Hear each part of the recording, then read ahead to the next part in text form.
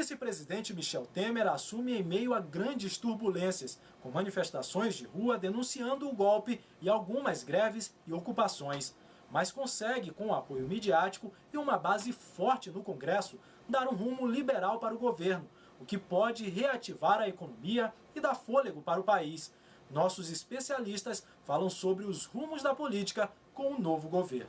O governo Temer vai ter que buscar uma legitimidade que ele não tem. Efetivamente, embora tenha sido votado como vice-presidente na mesma chapa da presidente Dilma, houve um afastamento entre ambos, né, se colocaram em pontos, em extremos opostos no espectro político, e isso implica que o novo presidente precisa adquirir legitimidade. Nas atuais condições, ele tem um apoio significativo no Congresso Nacional, né, tanto entre os deputados quanto os senadores, mas ele carece da legitimidade das ruas. E é isso que ele vai ter que buscar a partir de ações concretas. Se ele conseguir reverter o quadro de pessimismo ou de deterioração da economia, ele tem uma chance de, num período de 6 meses, encontrar essa legitimidade que ele não tem. Algumas medidas estão sendo tomadas e um novo ministério já foi montado. Um ministério que ele na verdade, ele tem um perfil bastante parecido com o ministério do governo Lula, o primeiro governo Lula. Então, de alguma maneira, o que evidencia essa crise é que ela tem um aspecto muito mais político do que econômico. É claro que a gente não pode negar que o impacto sobre a economia e sobre o desemprego atual ele é bastante significativo. No entanto, a gente pode considerar que a crise política, de alguma forma, influenciou bastante os elementos econômicos. Daí, esse novo ministério é muito mais racional, no sentido de uma lógica de cortes. Ele já está evidenciando que diversas cortes na área da assistência, saúde, educação, que são áreas que, ao meu ver, é um erro muito grande fazer corte aí. Existem áreas que o corte ele pode ser feito, sobretudo naquilo que toca o volume da máquina e dos contratos que a máquina tem com empresas terceirizadas. Nesse sentido, seria muito mais racional que esses cortes fossem feitos num novo acordo, inclusive com a estrutura governamental, para você diminuir o valor, o custo de um funcionalismo tão grande.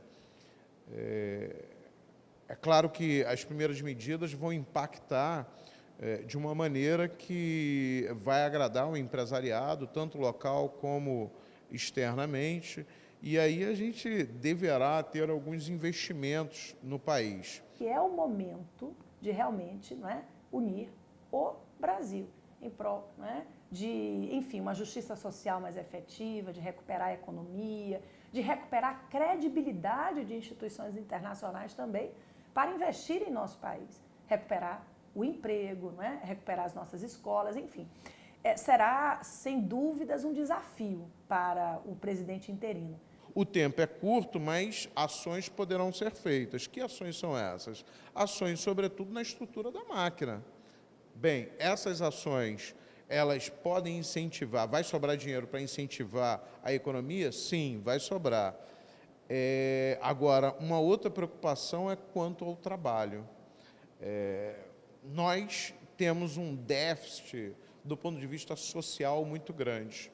Mexer em direitos trabalhistas pode significar um grande retrocesso para o país. É importante que, nesse momento, onde está em pauta, sobretudo a questão da regulamentação do trabalho como elemento para gerar um novo ciclo de desenvolvimento, que a gente não atinja, sobretudo, a classe trabalhadora. Não dá para a classe trabalhadora pagar mais o pato de erros de políticas econômicas passadas. O que a gente vai ver assim, é a reorganização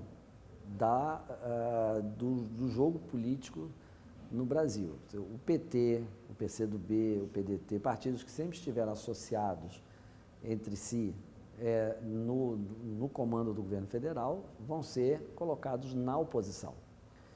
E os partidos de centro e de direita vão formar, provavelmente, a base parlamentar do governo Michel Temer.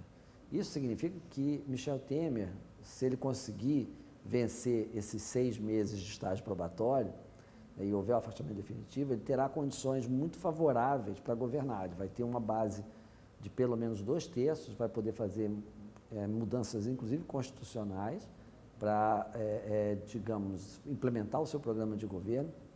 E um grande desafio vai ser recolocar o Brasil no ritmo do crescimento econômico, porque hoje nós estamos vivendo o 2º ano consecutivo de recessão, né? E ele já declarou que não será candidato à reeleição.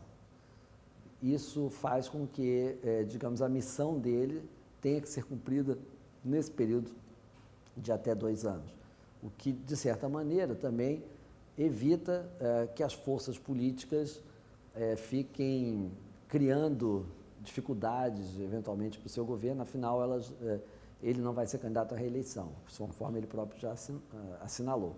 Então, eu acho que, terminado esse processo, ele vai ter que tentar recolocar o país nos trilhos do crescimento econômico. Esse é o grande desafio que ele tem pela frente. O legado da Operação Lava Jato ainda está para ser descoberto, né?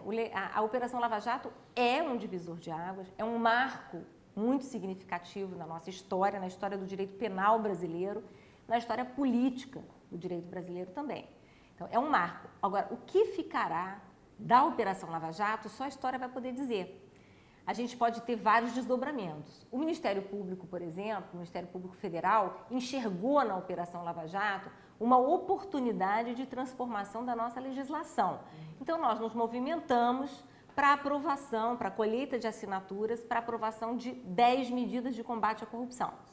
Então, esse seria um legado perene da Lava Jato, para que a Lava Jato não fosse simplesmente um grande caso, um ponto fora da curva, algo absolutamente inédito. Para que tudo que nós estamos vivendo possa gerar algum efeito para o futuro, é preciso que a gente enxergue, a partir da Operação Lava Jato, o que é que precisa ser mudado no Brasil. O Repórteres desta semana fica por aqui, sempre agradecendo a sua companhia. Até a próxima edição.